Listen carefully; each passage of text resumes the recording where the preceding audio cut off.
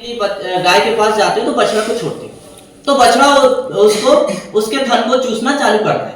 तो जब वहां पर एक दूध उतरने की क्रिया होती है, दूध उतरने की क्या होती क्रिया होती है, तो उसे पवासने बोलते हैं। क्या बोलते हैं उसे? पवासने। इंग्लिश में इसे बोलते हैं मिल्क लेट डाउन। क्या बोलते हैं? Milk let down. के लिए आवश्यक हार्मोन कौन सा है? ऑक्सीटोसिन। कौन सा है? ऑक्सीटोसिन। और ये ऑक्सीटोसिन का जो प्रभाव है 5 से 7 मिनट तक रहता है। कितना रहता है? 5 से 7 मिनट तक। यदि 5 से 7 मिनट तक पूरा दूध आपने गाय से निकाल लिए हो या भैंस से निकाली हो, तभी पूरा दूध आप ले सकते हो। यदि 5 से 7 मिनट के ज्यादा यदि लगाने में टाइम लग रहा है तो दूध पूरा आपको नहीं मिलेगा, क्योंकि ये हार्मोन्स केवल 5 से 7 मिनट के लिए ही शरीर में एक्टिवेट होता है और इसी के कारण दूध निकलना चालू होता है। अब यही बंद हो जाएगा तो दूध कैसे निकलेगा? फिर हमें क्या करना पड़ेगा?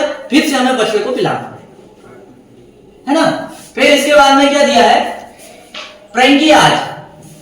प्रैंकियाज के लैंगरहैंस समूह के बीटा सेल्स से स्रावित हार्मोन्स जो रक्त के शुगर स्तर को कम करता है उसे क्या कहते हैं? इंसुलिन। ये प्रैंकियाज जो है हमारे शरीर में पाए जाने वाला एक अंग है और ये जो है ये इंसुलिन नामक हार्मोन्स पैदा करता है। और यदि आपने देखा होगा यदि इंसुलिन की मात्रा हमारे शरीर में अनबैलेंस हो जाए तो उसे क्या हो जाता है? शुगर हो जाती है। क्या हो जाता है? शुगर बीमारी हो जाती है। तो ये बहुत जरूरी है शुगर स्तर को बनाए रखने के लिए।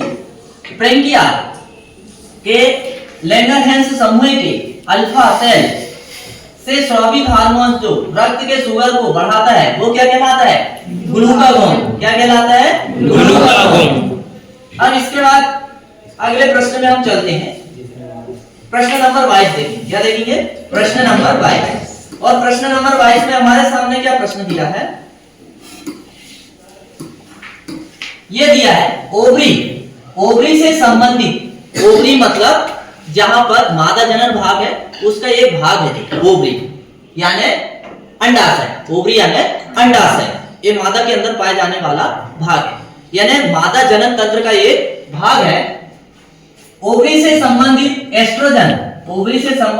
एस्ट्रोजन एवं प्रोस्टेरोजन हार्मोन्स किस प्रकृति के होते हैं? किस प्रकृति के होते हैं? स्टेरॉइड प्रकृति के होते हैं। किस प्रकृति के होते हैं? स्टेरॉइड प्रकृति के होते हैं। फिर इसके बाद में क्या दिया है? Thyroxine hormone. ये सब अभी जो हमारी 2-4 लाइन चल रही है ये सब हार्मोन्स के बारे में। किसके बारे में? हार्मोन्स के बारे में। थायरॉक्सिन हार्मोन्स के निर्माण के लिए आवश्यक तत्व है कौन सा है? आयोडीन। कौन सा है? आयोडीन।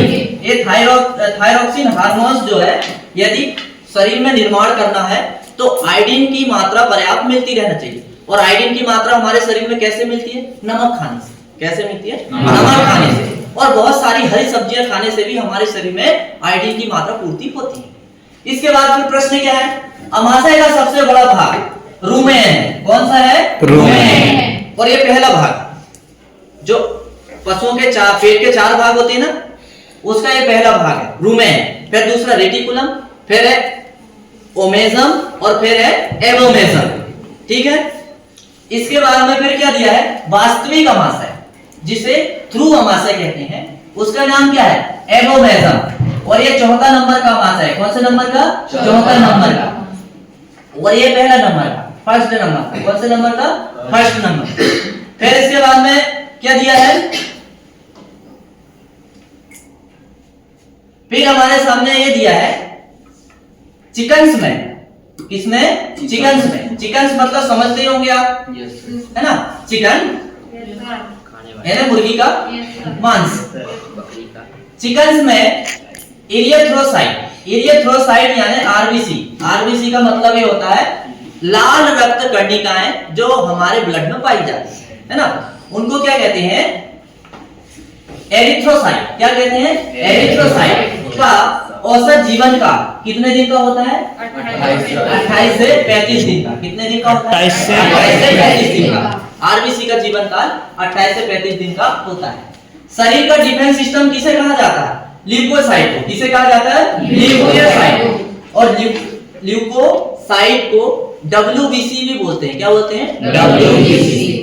ब्लड में 2 चीज पाई जाती जो मेन, एक तो है लाल रक्त कर्णिका, जिसके कारण हमारा ब्लड का रंग कैसा होता है, लाल होता है। और दूसरा ये पाई जाती है WBC यानी व्हाइट ब्लड सेल्स यानी श्वेत रक्त कर्णिका, ये दो चीज पाई जाती है। तो ये वाली जो है, जो रेड जो कलर की होती है, ये हमारे शरीर में या ब्लड में हीमोग्लोबिन का संकेत है। और ये जो WBC जो है हमारे शरीर को जो है बीमारियों से बचाती है, रोग प्रतिरोधक क्षमता देती है। फिर क्या दिया है, गाय में कुल शरीर भार का कितना प्रतिशत रक्त पाया जाता है, कितना प्रतिशत, 7.7। कितने प्रतिशत पाया जाता है कुल रक्त का, 7.7 पाया जाता है ना। फिर इसके बाद में क्या दिया, गाय के रक्त का औसत पीएच मान होता है, कितना होता है, 7.3। गाय के शरीर का औसत पीएच मान 7.3 होता है। अब यहाँ पर कुछ गाय के नाम दिए हैं कि अधिक दूध देने वाली भारतीय गाय की नस्लें हैं। गिर है, सिंधी, देवनी, साहिवाल, और साहिवाल को लोला के नाम से भी जाना जाता है, ठीक है। फिर इसके बाद में करण सुई, और फिर करण सुई देखो कैसे बनी है। करण सुई जो नस्ल है, दो नस्लों के संकर से बनी है। तो पहली नस्ल क्या है, साहिवाल, और दूसरी है ब्राउन सुई। साहिवाल और ब्राउन सुई, इन दोनों का क्रॉस है करण सुई, ठीक। फिर इसके बाद में करण सुई, ये संकर नस्लें हैं। जब कोई भी दो नस्लें मिलकर बनी होती है तो उन्हें संकर नस्ल कहते हैं, कहते हैं नहीं। तो संकर नस्ल में करण सुई जो साहिवाल और ब्राउन सुई के क्रॉस से बनी है, और दूसरी क्या है, करण फ्रीज जो थारपारकर और होलिस्टीन फ्रीजियन, जिसे HF बोलते हैं, जिसे क्या बोलते हैं, HF। इन दोनों के क्रॉस से ये बनी हुई है करण फ्रीज। अब हमारे सामने नीचे कुछ प्रश्न दिया है, और वो क्या है, वो ये है कि भार ढोने वाली यानी ब्रॉथ ब्रीड।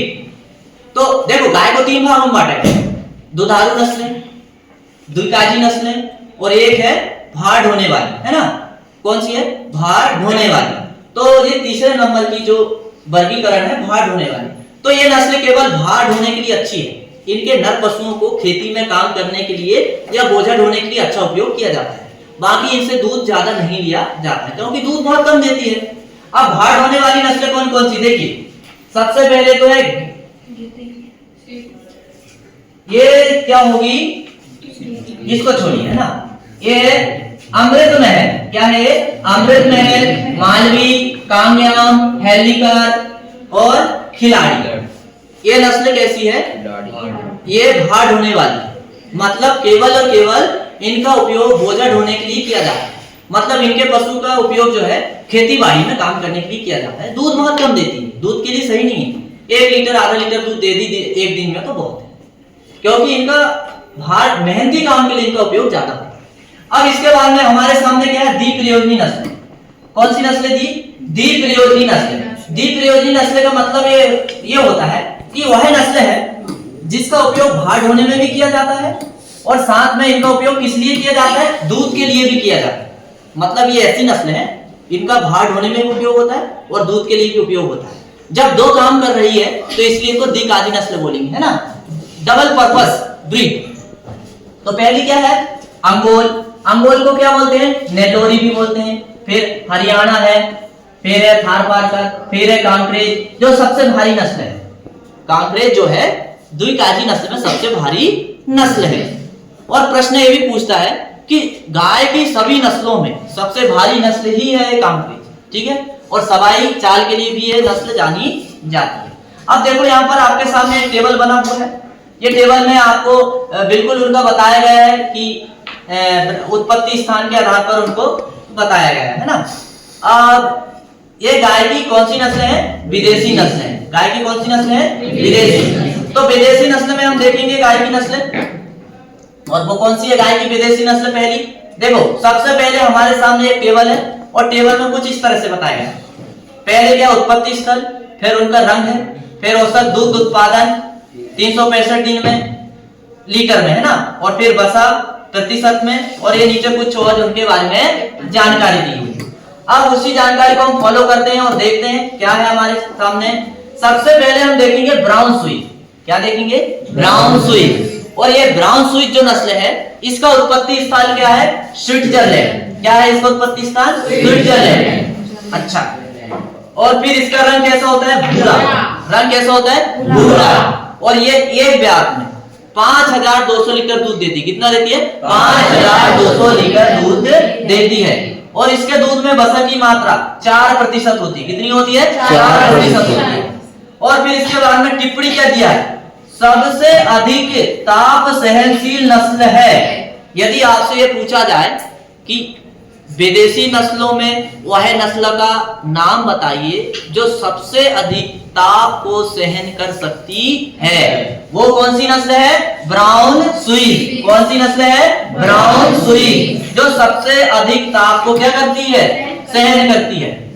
अब क्या आता है? होलिस्टीन। क्या आता है? होलिस्टियन। काला एवं सफेद।